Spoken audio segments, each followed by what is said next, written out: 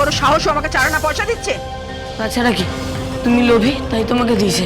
আর তাছাড়া ওই বাড়ির উপর আমার কোনো লোভও নেই। আমার টাকা চাই না, আমি জেঠুকে কথা দিয়েছি ওই বাড়ি আমি ভাঙতে দেবো না, তার মানে কিছুতেই ভাঙতে দেবো না। কি করবি তুই? কাল বাদে পরশু বাড়ির সামনে বুলডোজার দাঁড় করাবো, বাড়ি গুড়িয়ে দেবো আমি। কি করবি তুই?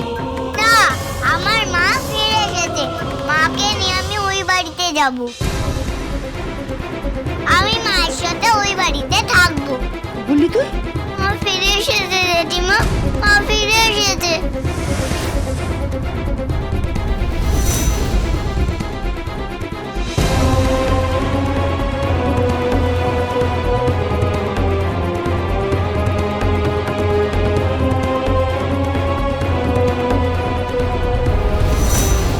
আবার বল। মা ফিরে এসেছে জেঠিমা, মা ফিরে এসেছে। তুই তুই কোথায় দেখেছিস? রাস্তায় দেখেছি। কবে? গত পরশুদিন আমি রাস্তায় ছিলাম। ওই খাবারের দোকানের পাশের রেস্তোরাঁর পাশ দিয়ে? হ্যাঁ, ওর মা আবার এদিকে মামি। কি বলছো জেঠিমা? না কিছু না। শোন শোন, তোরা এসব পাগলামো ছাড়। তোর মা ফিরতে পারে না। যে মরে গেছে, যার চিতা চলে গেছে, সে কোনোদিনও ফিরতে পারে না। মা ফিরবে, ফিরবে, ফিরবে। না ফিরবে না, ফিরবে না, ফিরবে না।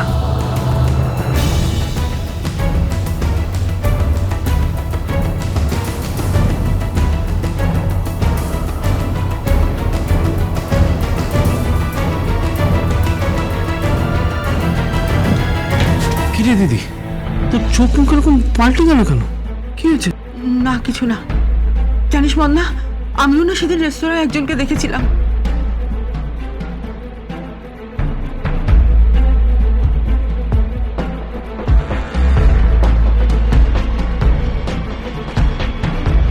কাকে দেখেছিলি তুই? তুই তুই বিশ্বাস করবি না। আরে বল না, বিশ্বাস করবো। সাথী, সাথীকে দেখেছিলাম। কি বলছিস দিদি তুই? হ্যাঁ, শুধু সাথীর শাখা পলাটা ছিল না, আর মাথায় সিঁদুর ছিল না। তুই কিন্তু কাউকে বলিস না মন্না, তুই তো আবার ঘরের শত্রু বিভীষণ। না না, বলবো না, কিন্তু সাথী দিদি তো মারা গেছিল। মারা গেছিল কিন্তু অ্যাক্সিডেন্ট। এ দিদি, তুই এই সাথীদের ডেড বডি দেখেছিলি? ওসব বাজে কথা এখন থাক। এখন চল বাড়ি যাই, দেরি হয়ে যাচ্ছে। চল। দাও, কি ব্যাপারটা কি বলতো? জেঠিমা কেমন চুপচাপ হয়ে গেল? কিছুটা একটা ঘটেছে। দেখিস দাদা, আমার মন বলছে মা আছে, মা ফিরবে।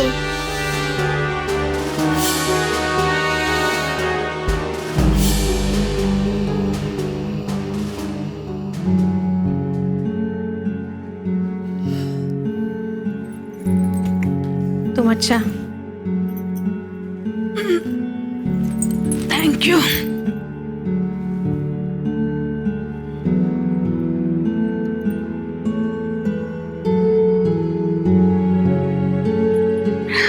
ওয়াও,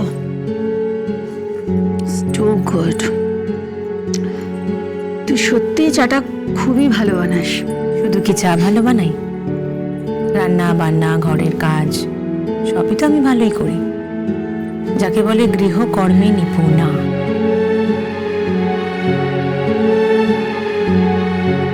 সংসারের কাজটা তুই ভালোই পারিস।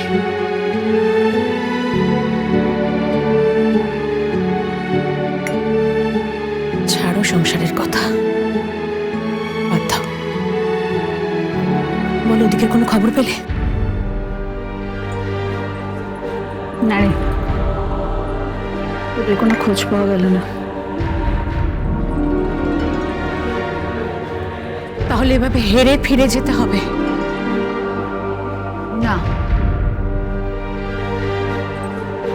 ওদের জেঠিমার যখন খোঁজ পেয়েছি তখন আমি শিওর যে কোনো না কোনো দিন রাখি আর বন্ধন ওই বাড়িতে আসবে। আর ঠিক তখনই আমরা ওদের খোঁজ পাবো, আর তারপর ওদেরকে বিদেশে নিয়ে যাব।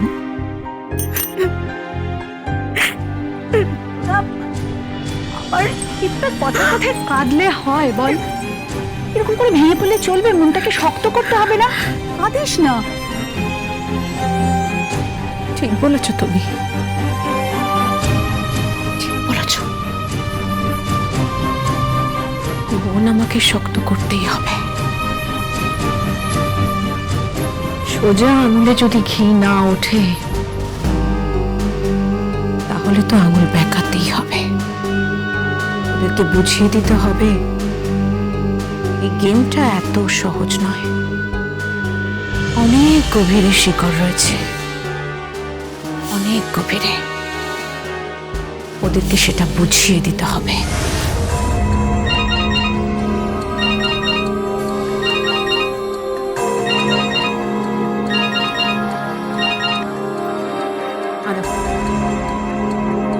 হ্যাঁ। কি? তাই? ওকে। কি হয়েছে? কিরে? কাল কুমারেশের জন্মদিন।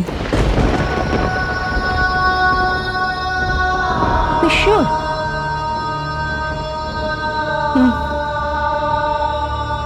কালকেই কুমারেশ চ্যাটার্জির বার্থডে,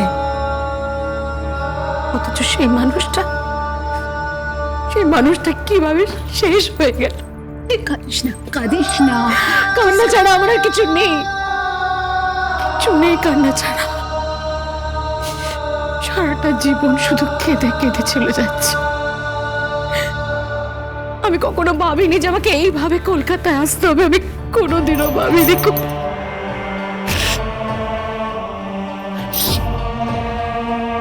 Anyway, কাল কাঙাল ভোজনের আয়োজন করেছি। কুমারেশ বাচ্চাদের খুব ভালোবাসত, সেই জন্য কাঙাল ভোজন করাবো। সেই সমস্ত বাচ্চাদের, সেই সমস্ত মানুষদের পেট ভরে খাওয়াবো, যারা দুবেলা ভালো করে খেতে পায় না, যাতে কুমারেশের আত্মার সদ্গতি হয়।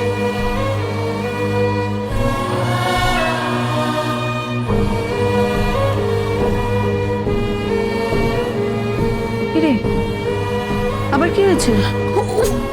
অসহ্য মাথা যন্ত্রণা। আরে প্রচন্ড মাথা যন্ত্রণা। হঠাৎ করে আমার মাথা দাঁড়া, আমি ওষুধ আনছি।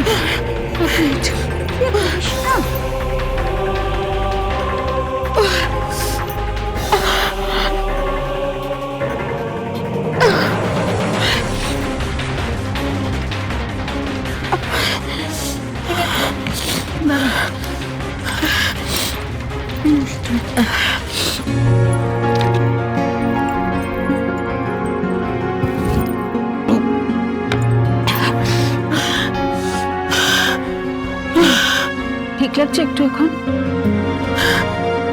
ঠিক আছে, ঠিক আছে। এই না, সত্যি কতবার আমি তোকে বারণ করেছি বলতো যে তুই এত লাফালাফি করিস না, চুপচাপ এক জায়গায় বসে থাকবি। আর তোর টেনশন করার কি আছে উত্তরা? আমি আছি না তোর সাথে। তোর জন্যই তো আমি এত দূর থেকে এখানে এসেছি নাকি? আর তুই ভাব, তোর দাদা যদি এই কথাগুলো শোনে তাহলে কি হবে? আমাকে কি প্রচন্ড বকবে।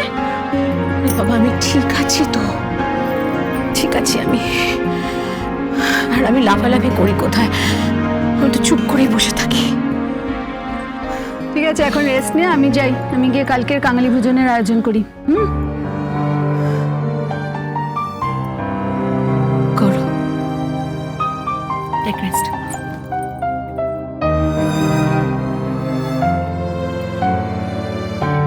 অ্যাটলিস্ট কুমারেশের আত্মার সদ্গতি হোক।